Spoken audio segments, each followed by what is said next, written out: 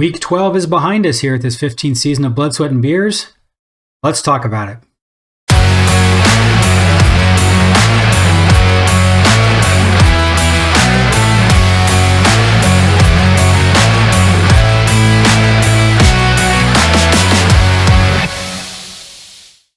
What a week it was. I know they're all important, and for various reasons, they're interesting. But the Monday night matchup was much better than the single touchdown 12-10 result that we saw on the NFL scoreboard. That was fun. In fact, that reminded me of one of the reasons why I and many of us like to play fantasy football. That was a good time.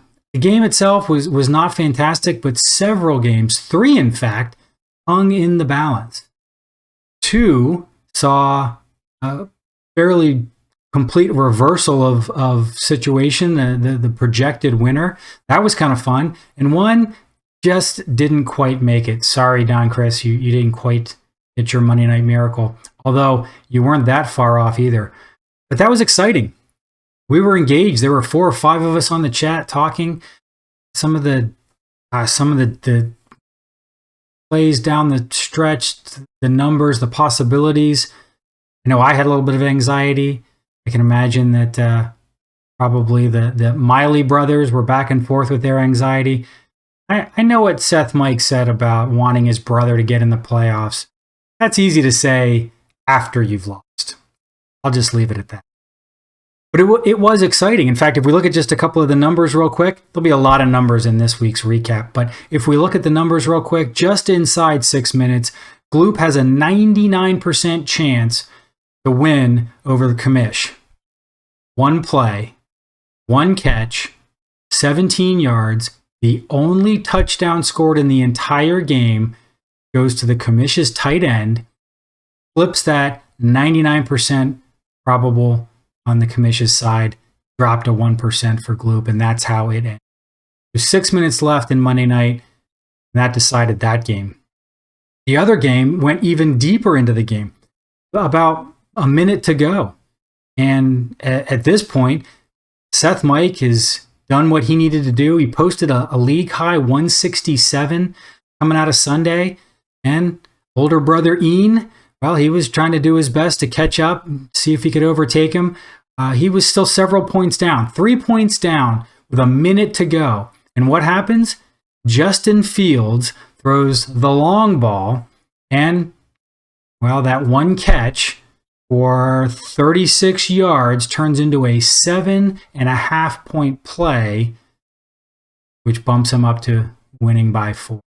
Inside of a minute, or at about a minute left on Monday night, and that decided the game, and actually has a fairly significant impact on the playoff seeding and the race in the East, which we'll talk about in just a little bit. But it reminds me again how exciting fantasy football can be if you're involved with it, if you have some sort of stake in your team winning, regardless of what happens to the team you may root for on the field on Sunday or Monday. It was fun, and it drew us together. We were bantering back and forth. It changed the outcome of the game late on Monday night. And so it just reminded me again how much fun this can really be. I know people make fun of the fantasy part, but frankly, fantasy is not just for little girls and their tea parties. Keep that in mind. Okay, let's take a quick look at the scoreboard for this past week. We had some interesting scores. Again, we talked about a couple of those that came in very, very late in the game on Monday night. So Commish ends up giving Gloop just his 3rd loss of the season. In fact, both times they've met, Commish has beaten Gloop by just a few points. Very similar score. It took over 160 both times. But because of that, Commish is the only one that has a shot at taking the West Division from Gloop. Because even if Gloop loses out and Aaron wins both games, Gloop wins the tiebreak. However, if Gloop loses out, he doesn't have an easy schedule. He's got puzzles this week and then an awesome showing against Poncho in the final week to see what those final seedings will be. But if he loses out, Kamish wins out, Kamish owns the tiebreak. We'll have to see. That's going to be tough for Kamish, though. He's got 5 of the 6 on his bench on a bye week, several starters. So going against our last place team, unfortunately, the eliminated from the playoffs, Pet Detectives. Joe Wilmot, sorry about that. First team to be eliminated. But Joe can put up some points from time to time. So unfortunately, we'll see how that plays out in the last 2 games of the season. So Poncho outlasted Aaron. That was all wrapped up on Sunday by just a few points. Both left quite a few points on the bench. Some poor roster management worked out in Poncho's favor. I already talked about puzzles losing in the very last minute or so of the game Monday night to Jersey Birds. That prevents puzzles from having that number 1 seed in the East and getting the bye. And it gave Jersey Birds the number 6 spot currently. Pulled that one away from Don Chris and Light Rail Coyote. So that was a pretty significant win there. Speaking of Light Rail Coyote, well, we'll touch on that here in just a little bit. Lost again and maybe losing his grip on the playoffs. In Battle of the Also-Rans, didn't want to totally skip over the game, but the eliminated, despite the win, the eliminated Pet Detectives pulled out that win over Ertz, who might actually be the next one eliminated this week. Let's see. So that's the scoreboard as we look at it, and as we do, let's take a quick look at the standings. So no big surprise there. Poncho stamps his ticket. He's definitely going to make the playoffs. Gloop still sitting there in the sweet spot. It's his to win or lose at this point. And so again, we've got several in the 90s, and it looks like only 3 are likely to make it out of the West, and the other 3 will come from the East, which is a nice division between the two. Balances it out. Quite a bit of mix up there in the East, though. And so as you look at those playoff projections, or the possibility, the percentages, I guess I should say, notice the comparison from last week. I'll put those numbers up there. And so not a lot of change. Let's look at the West. Loop stays at 100. Aaron stays at 99. Kamish ups his chances by just a little bit, 91 to 98. Ertz lost. Goes down to 2%. Despite the win, Pet Detectives eliminated. So no real surprise there. But we go to the East now. Poncho goes from 99 to 100, stamps his ticket. Puzzles, despite the loss, because he's still sitting 2 games ahead of everybody else in the division, still sitting at 99% chance. Now here's where it gets very interesting. Jersey Birds and Light Rail completely flipped upside down. So Jersey Birds only had a 26% chance going into the week. One doubled his chance. 50-50 chance now. It's a coin flip. He just has to win another game and have some help, or win both his games and he's in. Houdat actually went up just a little bit.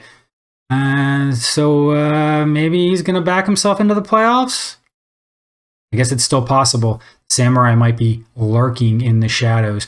And Light Rail, unfortunately, struggling as the season goes on. He cut his chances more than in half, down to about a 20% shot. So we'll see how the next week, the next 2 weeks, the last 2 weeks of the season play out. But technically, the number 1 seed on both sides, still undetermined, still up for grabs. We'll have to take a look and see who can pull their games out. See if there's some upsets lurking, or if it'll be who we think it is. Now, I do want to give a shout out to Poncho, because I'm about to question a comment that he made. So before I do that, let's build him up a little bit. I should have mentioned it last week because it comes from last week. But week 11, Poncho played the perfect roster. It was mentioned yesterday how rare a case that is. Somebody always ends up scoring on your bench, right? And it's not a case of everybody being on the bye week, right? Kamish is going into this week and is likely to play the perfect roster only because that's really the only choice. But no, this wasn't quite that way. You take a look at Pancho's roster from last week. There wasn't a single player on his bench that he could have put in that scored more than the comparable player in his lineup. That was, for that week, for his team, the perfect lineup, the perfect roster. Doesn't happen often. So I wanted to give that a shout out. Let's take a look at one other thing. There was a comment that Pancho made on Sunday when I was presumptively ready to just put a lightning bolt on the championship Pilsner and just move on with the who's going to be in last place and whose name do we get to change. He gave kind of a shout out and said, no, hang on, that's a little too quick. Let's see what was the comment that he made. Let's take a quick look at that. He says, "Forget that crap. I started slow, but I'm turning it on." That's an interesting statement. What do the facts, what do the numbers show?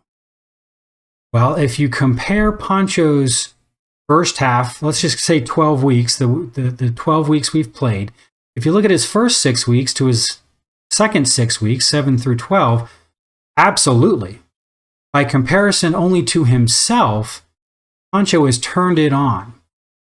But obviously, we don't just play against yourself. There's 9 other teams, and you have to win in order to, well, be in the playoffs and make it to the championship. And it seems like he has. But is he turning it on enough to say, hey, hold on, Gloop's not all that big and bad and greedy with the points? Well, let's take a look. Let's have some fun with numbers. So if we first take a look here, and I'm going to go back to, let's just call it week 7. I'm assuming that that's probably about when Pancho has identified the change of his season, mostly because that was the 180-point performance that he had. First one, he's had 2. That's impressive. So as we take a look at those numbers there, if we look over the past 6 weeks, Pancho has the best record in the league at 5-1. Very impressive. However, if you look at his total points scored, while the 5-1 record is impressive, he's only 3rd in total points scored. All right, well, that's still pretty impressive, right? Let's put it up against points against. How many points are teams scoring against him over the past 6 weeks? Well, unfortunately, that dead last in points against. He is the team people scored the fewest against over the past 6 weeks. Does that make the 5-1 record more or less impressive? I'll let you guys decide that. Let's just go back over the last 4 weeks, because really 6 weeks, we're really starting to kind of stretch it a little bit. I did 6 to make sure we got that 180-point performance, so John couldn't complain. But let's just take a look over the last 4 weeks. If we do that, there's actually a 4-way tie, as you see, for the best record at 3-1. Fantastic. So what happens if we look at those points scored again? Well, again, we see that he's not hanging out there at the top. In fact, he's just 4th in points scored over the last month. And again, let's look at points against. 4th fewest points against over the last month. Now, we have to play the games. We have 2 more games in the regular season. Some will get a week off that next week, and then 2 more after that. So at the minimum, there are 4 more games for everybody to be played. Some of us will have to play 5. That's a lot left to play. There's a lot left to do. But over the last 4, I would argue, as you looked at those numbers, switching through the spreadsheet, I would argue that Gloop is still the team to beat. So we'll have to see.